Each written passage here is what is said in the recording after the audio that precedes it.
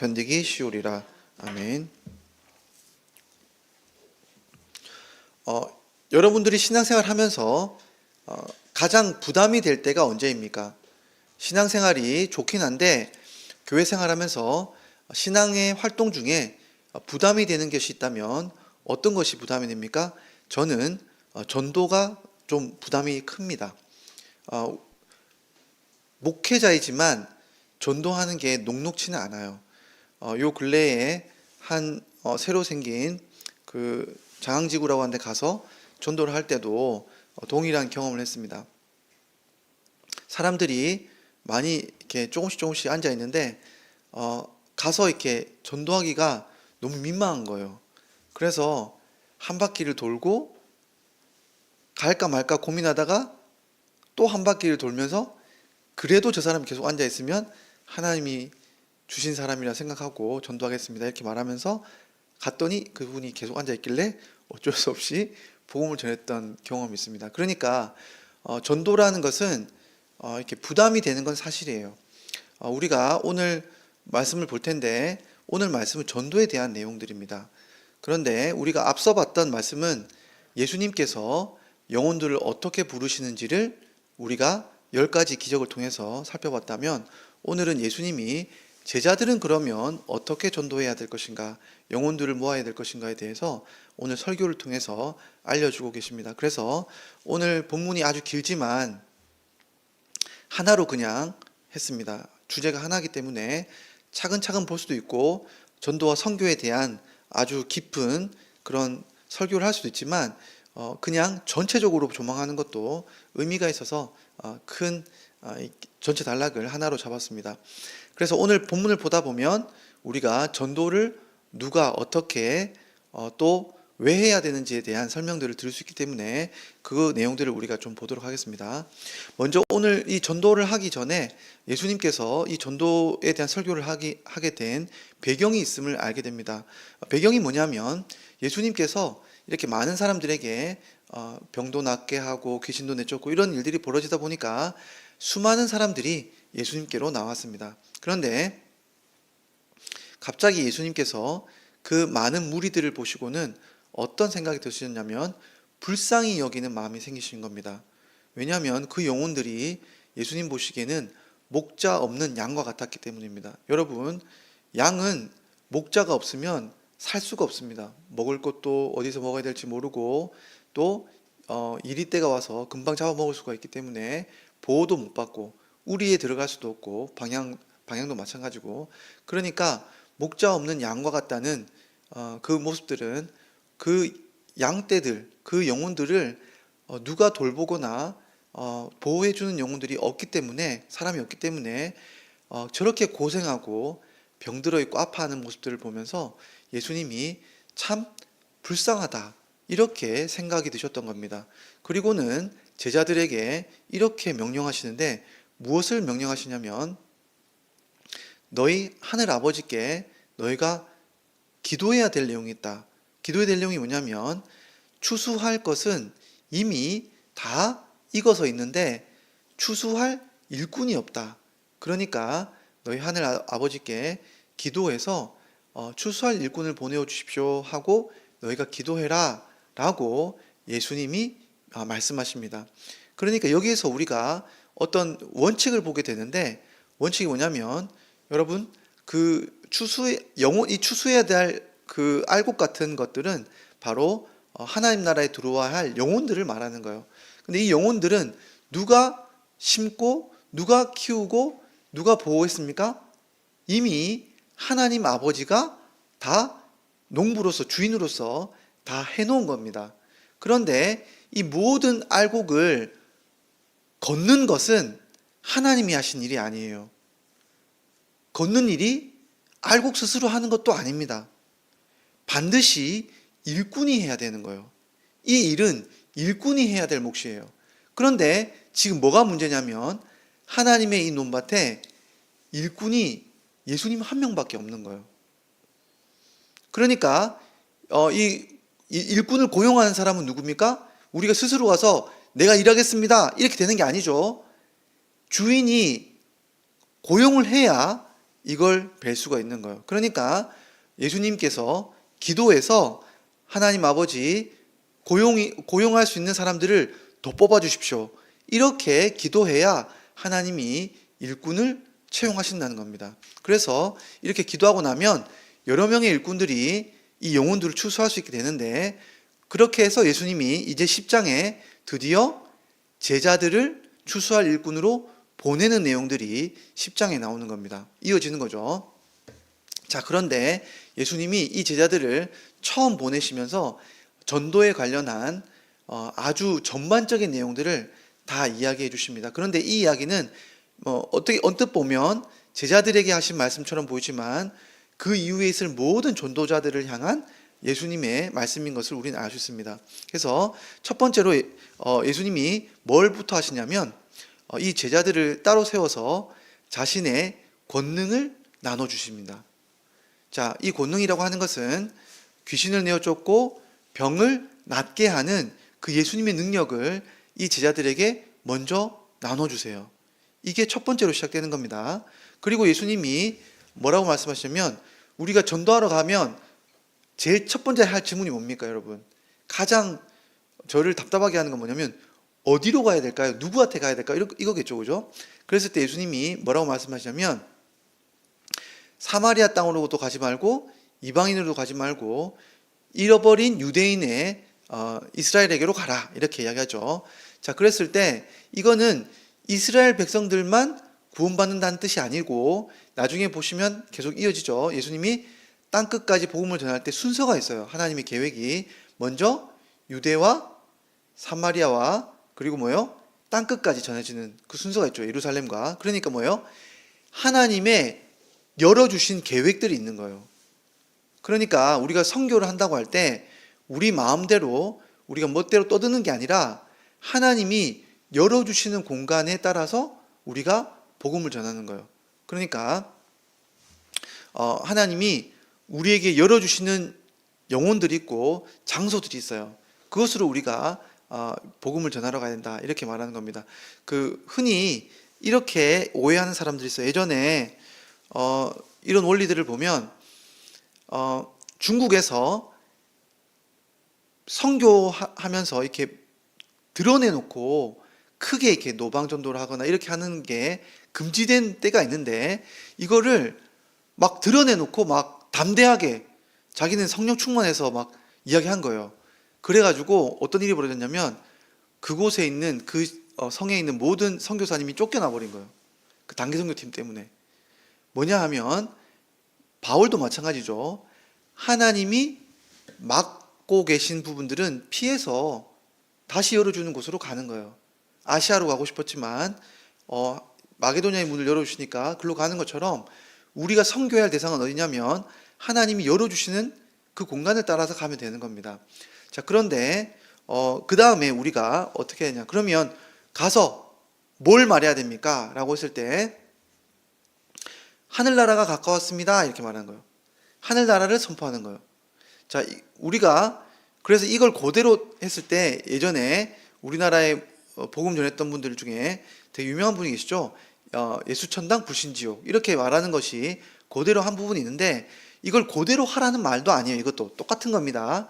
여기서 이 유대인들에게는 하나님 나라라고 하는 것은 뭐예요? 구원을 말하는 거예요.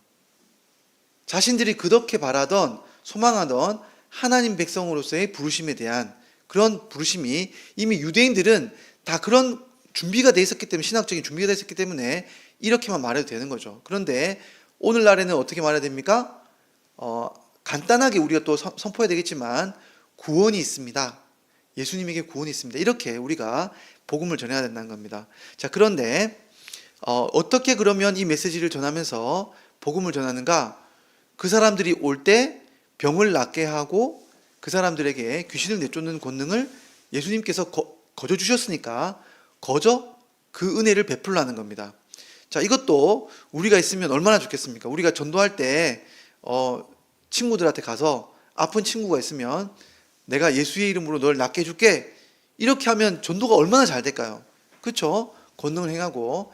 그런데 이 권능을 행한다는 것도 오늘날 우리의 언어로 바꿀 필요가 있습니다. 이 권능이란 건 뭡니까? 죄사함의 권세를 말하는 거예요. 그래서 우리가 복음을 전하면서 이 죄사함의 권세를 나누어 주는 것이 바로 전도자가 해야 할 일이란 것을 말해주고 있습니다. 자, 그런데 어떻게 그러면 전도할 수 있느냐라고 했을 때 여기에 있는 이 전도 방법이 우리랑 너무 다르죠. 그렇죠? 어떻게 하는 겁니까? 가서 그냥 하나님 나라가 가까웠습니다. 그래서 누군가 아픈 사람이 오면 병 낫게 해주고 누군가가 귀신 들린 사람이 오면 귀신 내쫓고 이게 전도 방법이라는 거예요. 자, 그런데 여러분 이것이 오늘날 우리의 삶에서도 적용될 수가 있다는 거예요. 어떻게 해요? 우리가 생각하는 전도의 방법은 CCC의 전도 방법이 대부분이 많죠. 그죠? 어떻게 하면 복음을 전해서 영접 기도로 안내할 것인가가 우리가 오늘 흔히 생각하는 그 사람을 전도하는 방법이에요.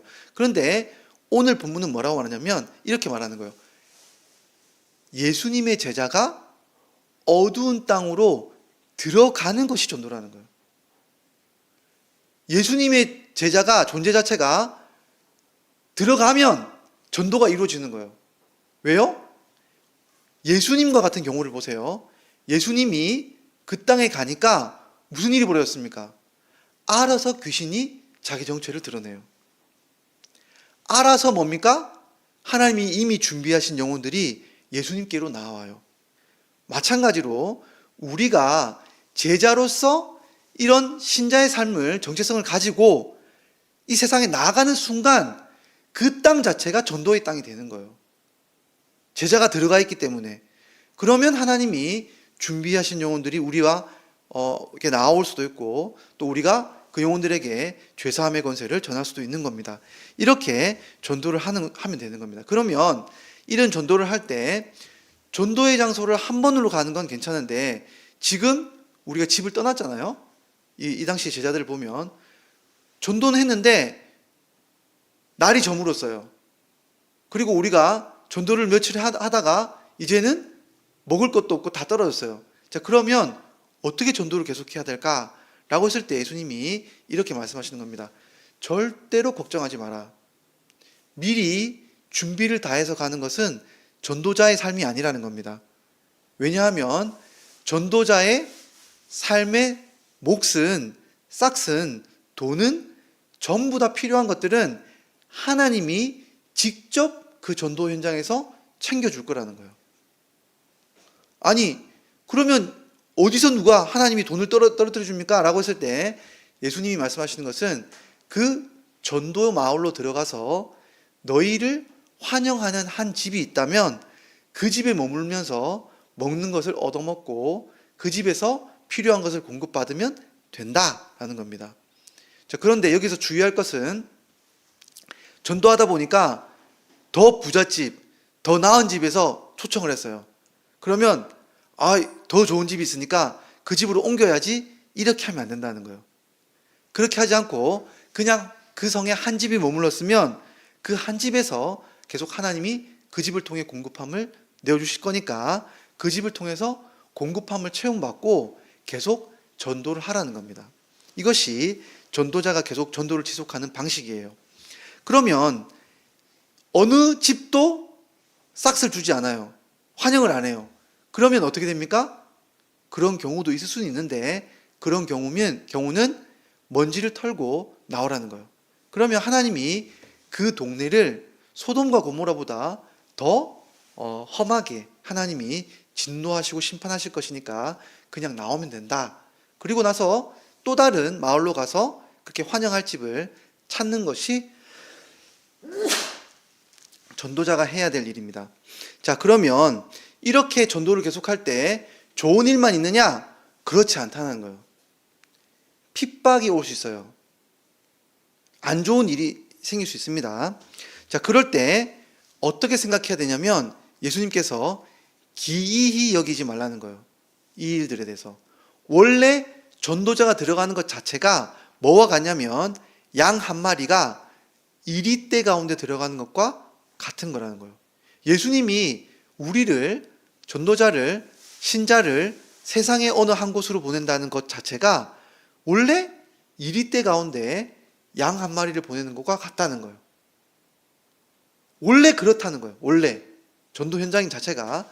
자, 그러면 어떻게 우리는 그 대처를 해야 되냐라고 했을 때 예수님은 이렇게 말합니다. 뱀처럼 지혜롭고 비둘기처럼 순전해야 여기서 전도자의 삶을 살아낼 수 있다, 이렇게 말합니다. 뱀처럼 지혜롭다는 말은 되게 독특한 말이에요.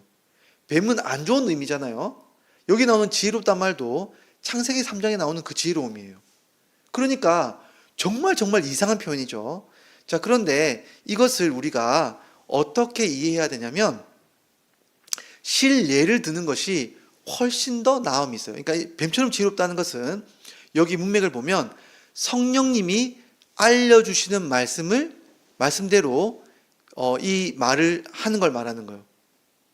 그러니까 성령님이 알려주시는 걸 따라서 아주 힘겨운 상황이 벌어질 때, 핍박이 몰려올 때 성령님이 알려주시는 말대로 때에 맞게끔 말하는 것이 뱀처럼 지혜로운 말이에요. 놀랍게도. 자, 이건 어떤 말이냐면 이런 겁니다. 예를 들면 바울이 예루살렘에서 붙잡혔어요. 자, 그래서 사람들이 전부 다 죽일 듯이 이제 다 유대인이 하나가 돼서 바울을 죽이라고 외치고 있는데, 바울이 자세히 보니까 이 자기를 죽이려고 하는 사람들이 두 패로 나눠져 있어요. 누굽니까? 바리새인과 사두개인들이에요. 자, 그런데 이 둘이 철천지 원수인 것을 바울은 알고 있었어요.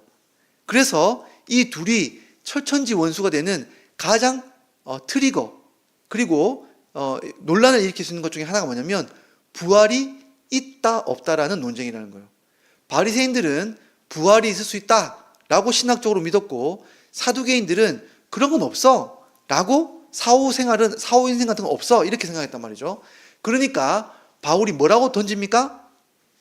자기의 죄에 기소된 내용을 뭐라고 하냐면, 내가 예수의 부활을 주장했기 때문에 이렇게 핍박받는다, 사두개인으로부터 핍박받는다 라는 식으로 이야기를 해버린 거예요. 그러니까 여러분 어떻게 됐습니까? 바리새인들이 조금 전까지 바울을 죽이려고 하다가 이제 사두개인하고 바리새인이 서로 싸우고 있는 거예요. 바울 편을 들어서. 여러분, 이것이 바로 뱀처럼 지혜롭게 행동하는 겁니다.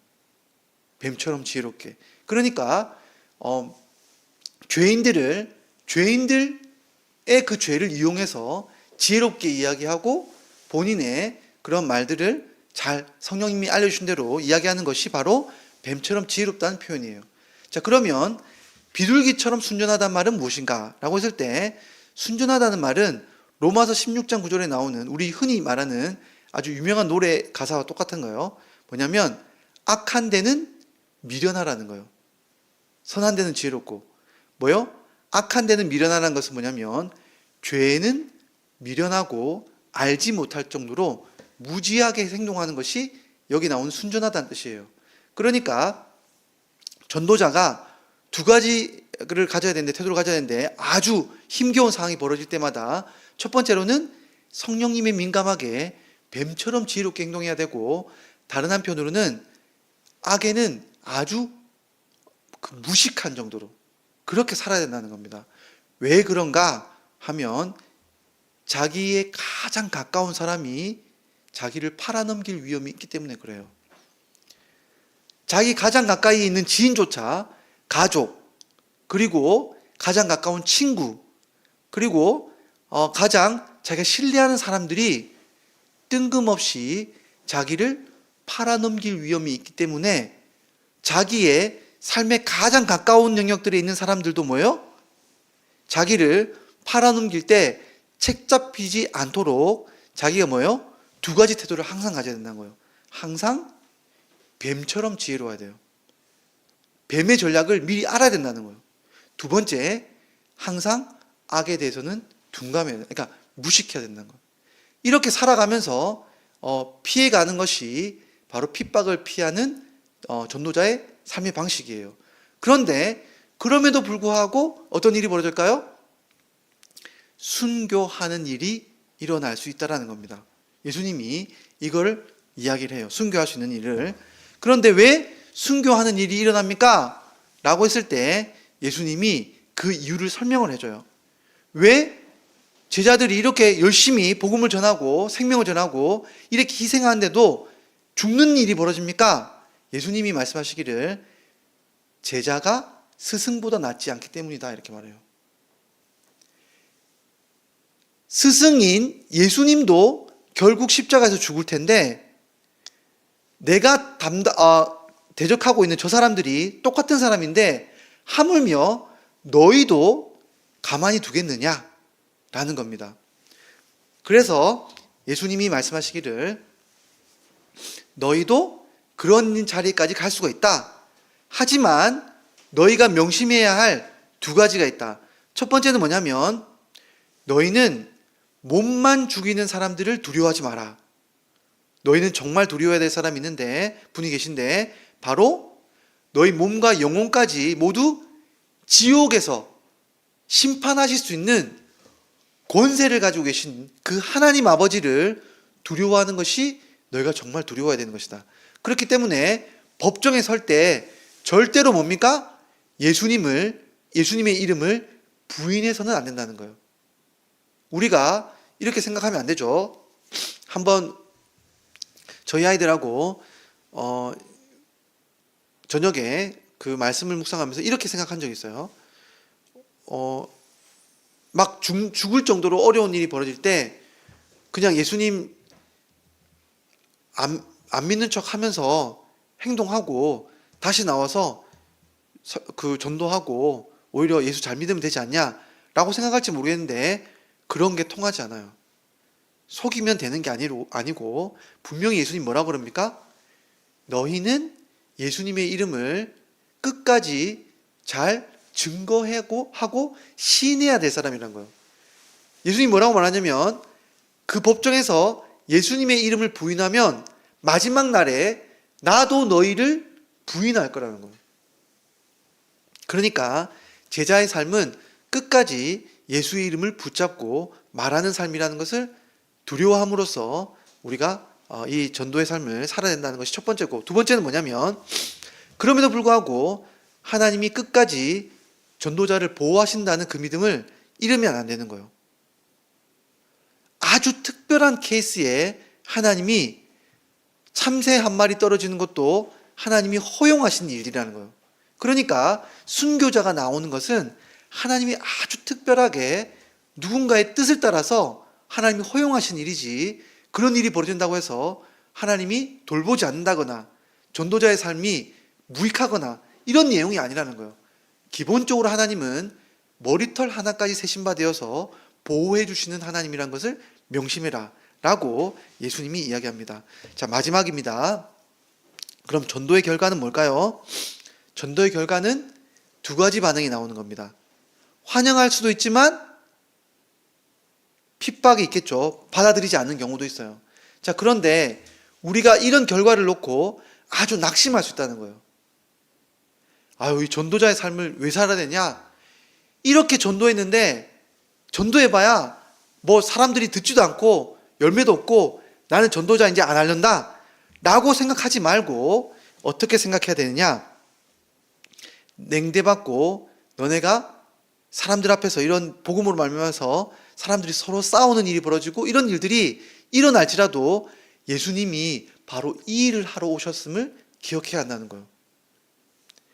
복음이 들어가는 순간 두 가지 반응밖에 없어요.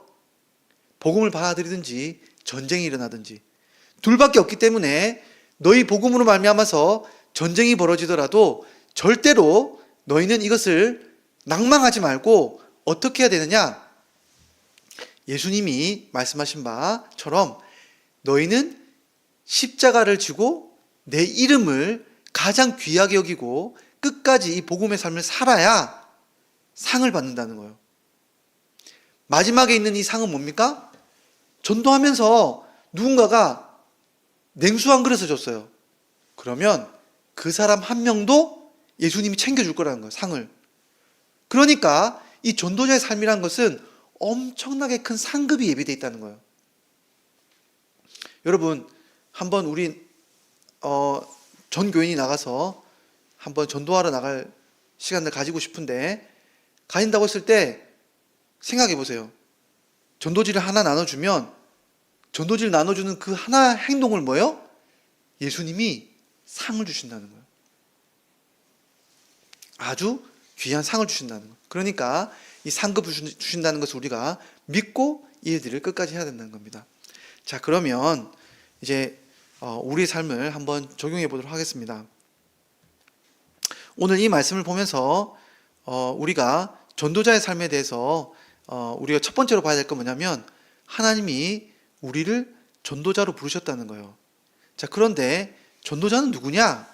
라고 할 때 전도자는 스킬을 많이 배워가지고 많은 사람들에게 복음 읽게 하고 영접시키고 이런 사람이 아니라는 거예요.